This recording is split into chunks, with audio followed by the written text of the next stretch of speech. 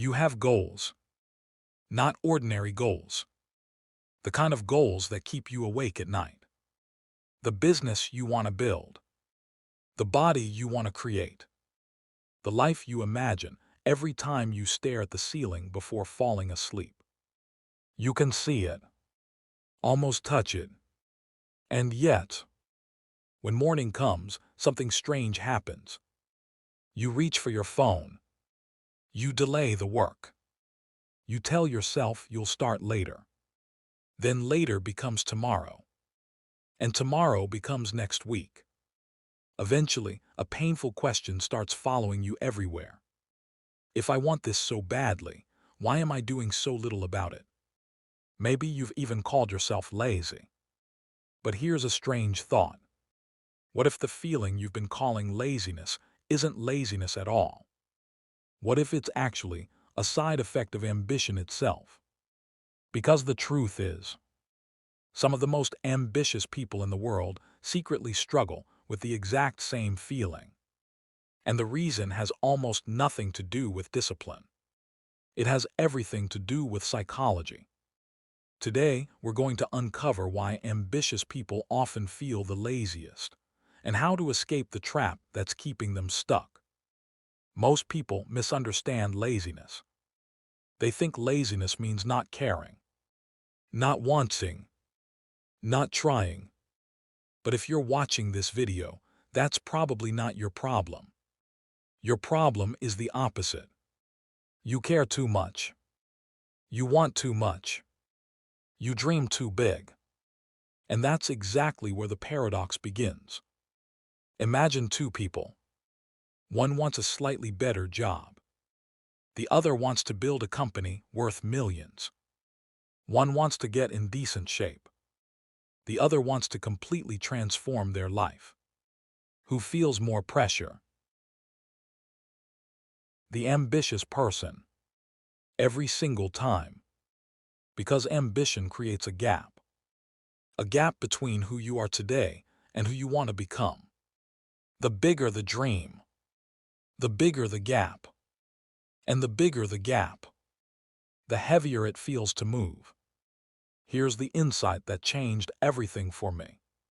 Ambitious people don't usually compare themselves to other people. They compare themselves to an imaginary future version of themselves.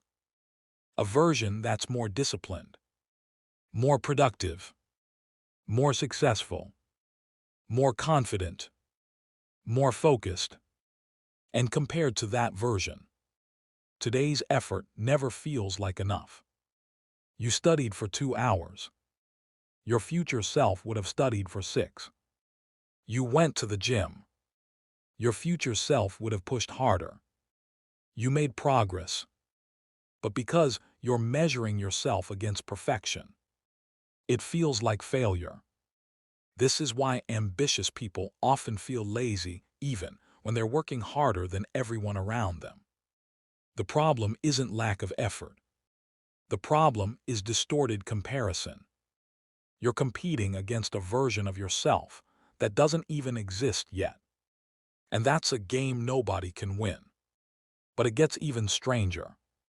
The people who feel the laziest are often the people thinking the hardest.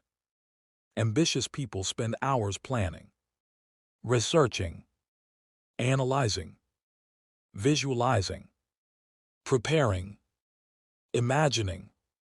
And sometimes the brain starts confusing mental activity with real progress. You imagine launching the business. You imagine writing the book. You imagine becoming successful.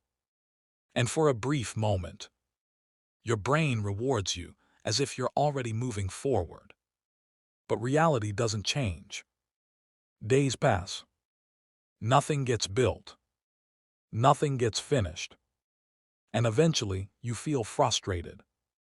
Not because you've done nothing, but because you've mistaken preparation for execution. That's one of the most dangerous traps ambitious people fall into. Living in the future instead of acting in the present. Most people think they procrastinate because they're weak. That's rarely true. Often, procrastination is protection. Think about what happens when a goal becomes part of your identity. Now failure isn't just failure. It's personal. If your dream matters enough, every attempt becomes emotionally risky. Because what if you try your hardest and still fail? What if the dream doesn't happen? What if you're not as talented as you hoped? Those questions are painful. So your brain creates a solution. Avoid starting. Because if you never fully try, you never have to fully face the answer. That's not laziness. That's fear wearing a disguise. The first step isn't productivity. It's identity. Stop saying, "I'm lazy." Your brain listens, and then it starts searching for evidence. Instead say, "I'm someone learning consistency." Or, "I'm becoming disciplined." Those statements leave room for growth. Because every action you take is casting a vote. Not for who you are today, but for who you're becoming. Every workout, every page, every study session, every uncomfortable task, another vote, another piece of evidence, another brick in the foundation. Most people rely on motivation. Successful people rely on design. If your phone sits beside you while you work, your environment is training distraction. If junk food sits on the counter, your environment is training temptation. Willpower is unreliable. Systems are reliable. Make good habits easier. Make bad habits harder. Put the phone in another room. Prepare tomorrow's workspace tonight. Remove friction. Because the easier the next step becomes, the less your brain fights it. Here's the rule that changes lives. Lower the target, not the standard. If writing a chapter feels overwhelming, write one paragraph. If a workout feels impossible, do 5 push-ups.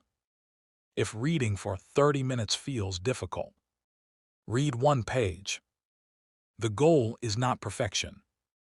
The goal is movement. Because action creates momentum, and momentum creates motivation, not the other way around. So why do the most ambitious people often feel the laziest? Because they're not comparing themselves to average people. They're comparing themselves to an ideal version of themselves that doesn't exist yet. And no matter how much progress they make, it never feels enough. The solution isn't more self-criticism. It's understanding the game you're playing. Stop fighting yourself. Stop measuring today against perfection. Focus on the next step. The next action. The next vote for the person you're becoming. Because the truth is, truly lazy people rarely spend their nights worrying about wasted potential. Ambitious people do. The frustration you feel is not proof that you don't care. It's proof that you care deeply. And once you learn how to work with your psychology instead of against it, that same ambition that once made you feel stuck can become the force that changes your entire life. Comment below, what's one tiny action you're going to take today?